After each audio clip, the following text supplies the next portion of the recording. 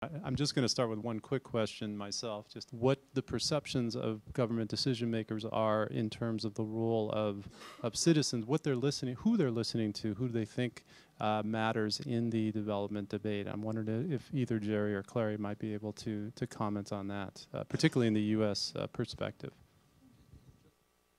Preliminary comments. One of the things we noticed across the interviews with policymakers across the four countries, but particularly in the US, was that the sensitivities around public opinion essentially had two dimensions. One was an evidence dimension, and one was an emotional dimension. In the sense that policymakers were aware that public opinion was not necessarily evidence-based, that how citizens thought about foreign aid and foreign assistance was not necessarily an informed opinion, that it was often driven by emotional issues, so that pulling at the heartstrings. And for example, across all of the countries, the large interface, and I take Paul's examples on board here, the largest interface that citizens have with international development are around disaster relief, humanitarian response in famines, earthquakes, natural disasters, and on-air appeals. And so it is that emotional heartstring. However, there's a paradox around the emotion, and that is that policymakers express the opinion that often that emotional appeal is in their interests. Even though it's not evidence-based, it leads the public to think and feel in a way that's consistent with what policymakers want them to do. So, and I guess the third point to mention with regard to policymakers' sensitivities around public opinion is that there's a clear sense in which they're kind of active listeners. They want to know what's going on. They want to have the pulse of how people are thinking. But that doesn't necessarily mean that they will be driven by that. And I think that's a consistent reaction across the four countries. Clara, I don't know if there was any... No, I think...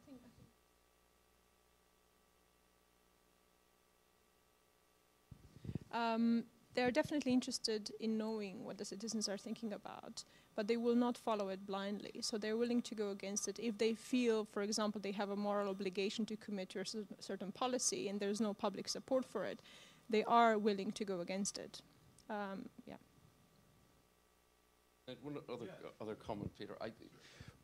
One of the most fascinating observations that I made with this research, and Clara travelled to all of the countries where we did the work, and I was more involved in the UK work, was in observing the focus groups, for example, in London and in Birmingham. They were so diverse: age, social class, gender, race, ethnicity, and religion. An incredibly diverse group of 8 to 10 people in each of the focus groups.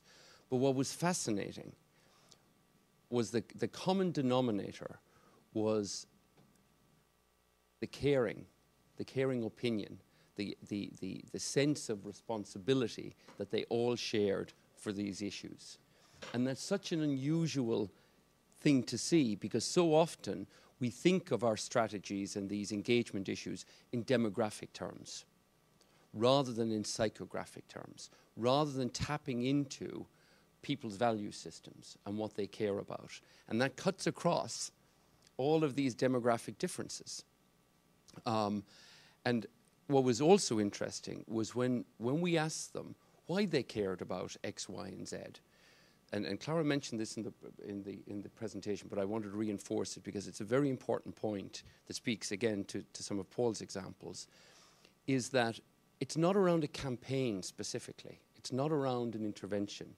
What people talked about were all of the socialization experiences. It's how I grew up.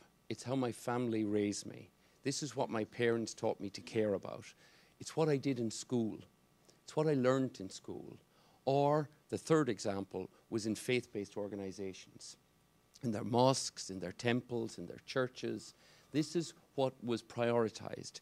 And so one of the big takeaways from us in this research was that if you want to engage people, it's too late in their late teens or into their 20s, that it happens at a much, much younger age, where there's an appreciation at home, in schools and faith-based organizations about the significance of these issues. Again, in Charles's terms, not around charity, but around partnership and around kind of a moral responsibility. Let me stop there. I have lots to say about this research. Stephen Salyer, Salzburg Global Seminar. Just a brief comment and then a question. Picking up on Jerry's last comment on the sort of 16 to 25-year-old group, which you said, if I understood the presentation correctly, there was a much lesser level of engagement around these issues, even though those who were engaged tended to be very engaged or more deeply engaged, if I took that point correctly. I'm struck when I look at the media sort of stratification and source stratification that there's such an asymmetry in the way that that group is acquiring information, what they actually even consider news, that I wonder a bit whether the methodology was able even to capture sourcing appropriately for that age group. And I base that in part on a study that we're in the middle of doing ourselves of about 1,000 respondents in 9 countries who are in that age group, in school and college, and trying to look at sourcing of their news, how they're using cell phones, how they're using social media to acquire news.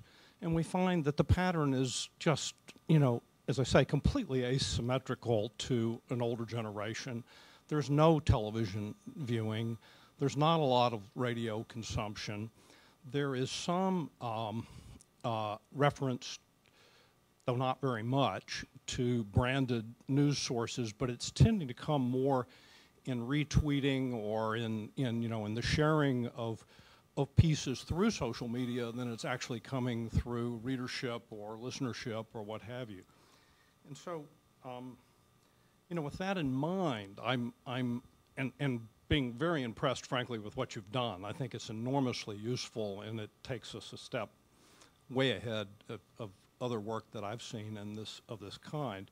But I do wonder if you might comment on whether, even in this study, you've found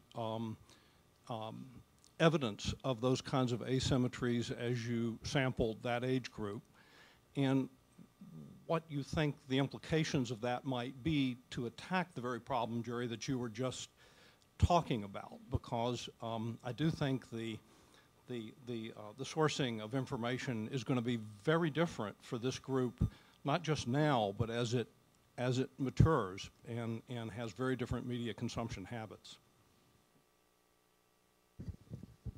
It's very interesting. InterMedia's recently launched a new initiative, which we've called Young Publics, where we should know about your work, Stephen. What we're doing is speaking to 1,000 16 to 25-year-olds, but in societies where access to information and freedom of expression is hugely curtailed.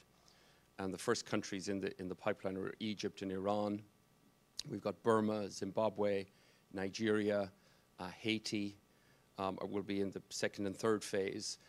And the early findings from that work, and based on our literature review that we've conducted before we'll actually go into, we're in the field at the moment in Iran, and we'll be in the field in Egypt this month, is exactly consistent with what you're describing. But that's in the case where the information is around general news and current affairs. In this case, the content was specific to international development. And so I think for some, the surprising finding was young people, and most people, are not seeking out information around international development. It's a very specific subgenre within news and current affairs. And so I think we would get that asymmetry that you're describing if the questions were about general news and information. And the second point was, if you notice, there was 44% of people in the US reporting sharing information around international development online. So sending links and sending videos. That was the highest proportion across the 5 countries.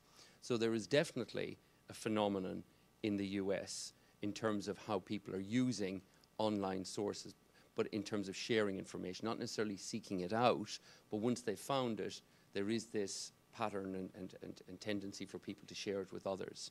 So it's a bit of a mixed bag, but I think the key difference is your focus and our focus in the young public's work on general news and information as opposed to content that's specific to international development.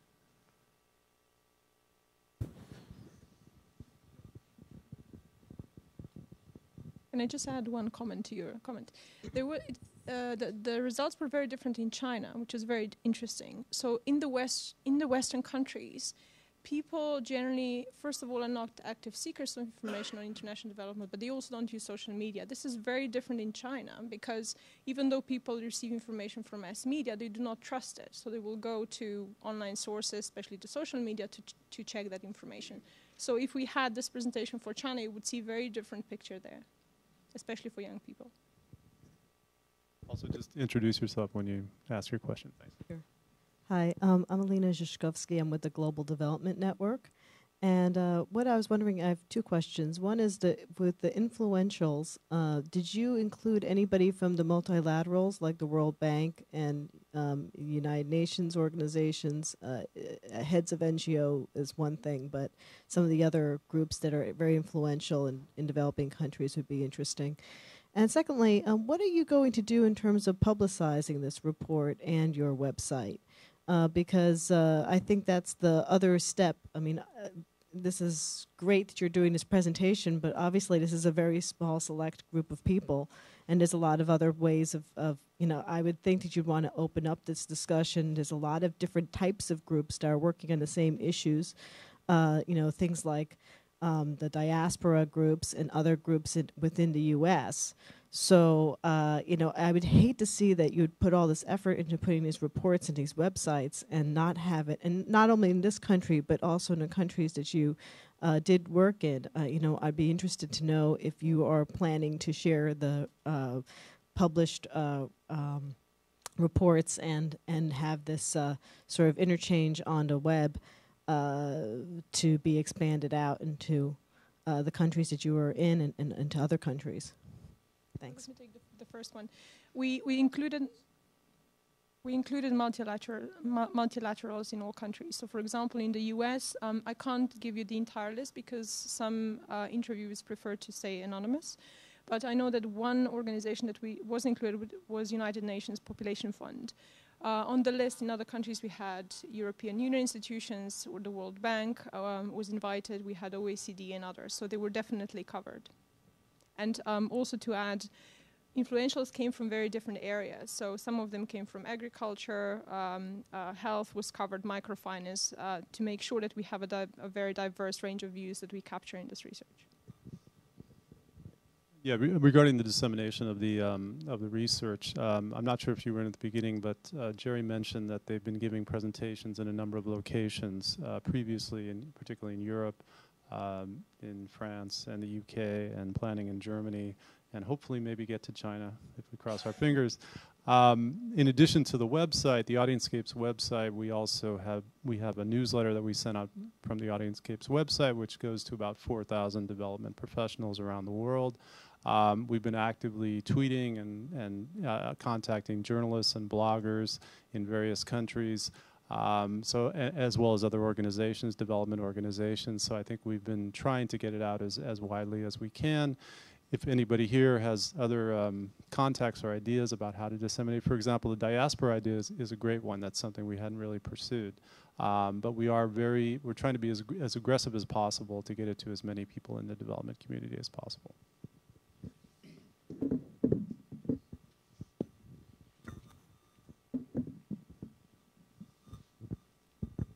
Hi, my name is Vanessa Arness, and I'm a program officer with the Japan International Cooperation Agency here in the U.S. And Japan is actually the 5th largest donor, so I'm a little disappointed that you couldn't have gotten to number 5 and done these this analysis for Japan.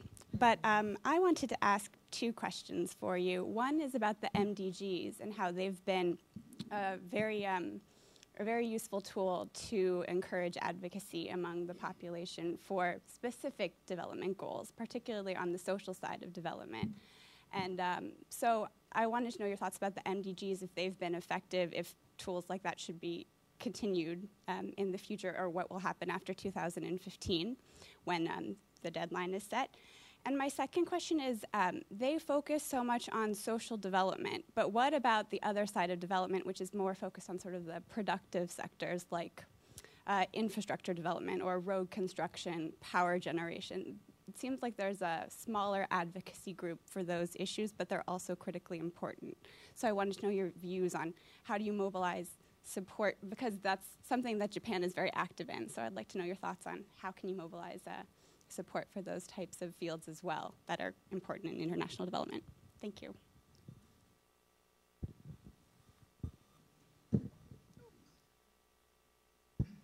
On the MDG question, it manifests itself in the policymaker interviews, or exactly as you characterized, what will be the post-MDG agenda and what to leverage after the MDGs, because I think there is a consensus. The MDGs has been a very good rallying call for a lot of different groups, and also because there's a concrete common set of measures.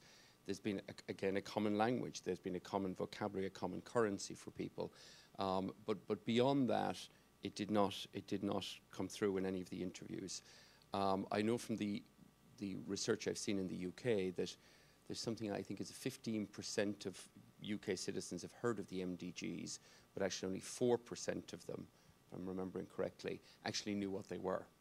So the level of awareness is very, very low. But it is an interesting example because it speaks to a lot, the MDG term aside, but actually what the MDGs represent speaks a lot to a lot of the recommendations here in terms of making impact concrete, for example.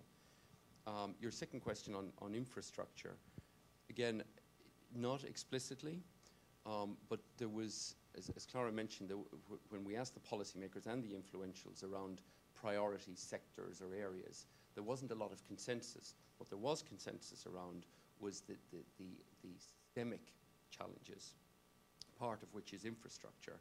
And so there is a recognition that just taking care of education or water or climate change won't quite address the bigger problems, and those bigger problems being systemic and governance and corruption and all of those connotations. So it's in there, but it's not in there as explicitly as I think that your colleagues at JICA would like.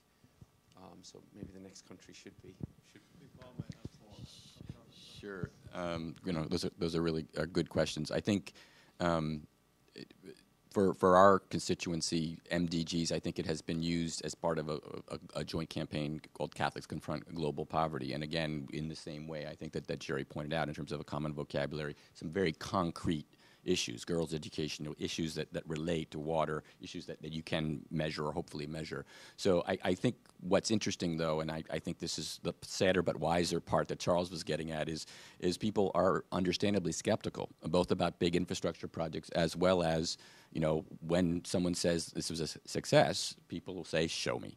And I think that's a very positive, point of view, and I think the AudienceScape is changing, and people understand that there isn't necessarily, aid is not necessarily the primary driver of development. I think for particularly now.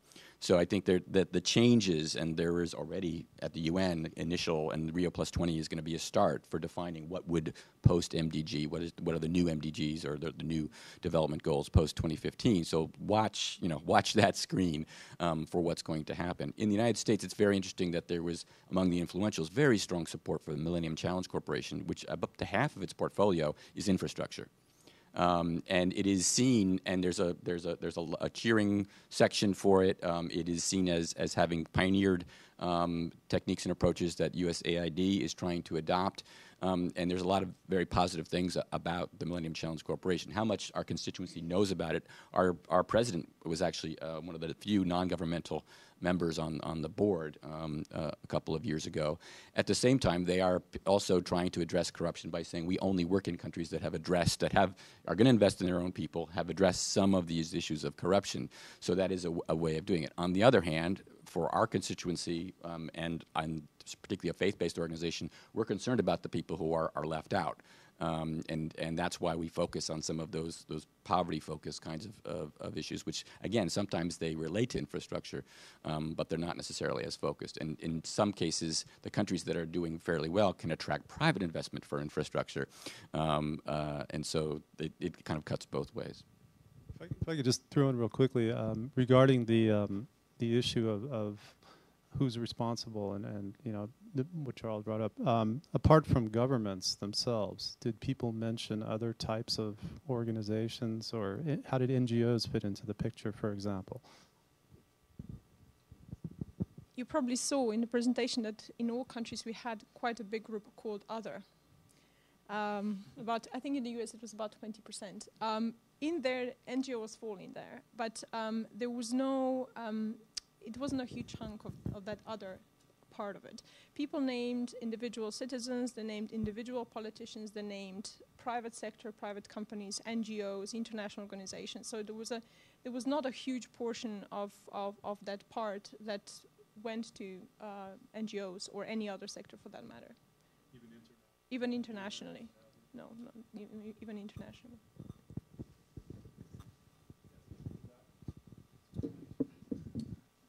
Thank you. Rob Colorina with AIAC Investments. Had the chance to live the last 3 years in Africa. My question is with respect to on some of the counterparty folks you were speaking with from the government or these other officials, did you detect trends, geographic trends, as far as them using staff to get buy-ins into or inputs to their decision-making versus the officials themselves? I'd be curious on a geographic basis if you had picked up anything in that area. I don't think so. I think this was a group that was very. I mean, the findings were very consistent across the countries. There was very little difference between different countries, or even the areas that people worked in. Even the levels that people worked on. So senior officials had very consistent views with their junior officials. There were very few differences, between different countries and different sectors.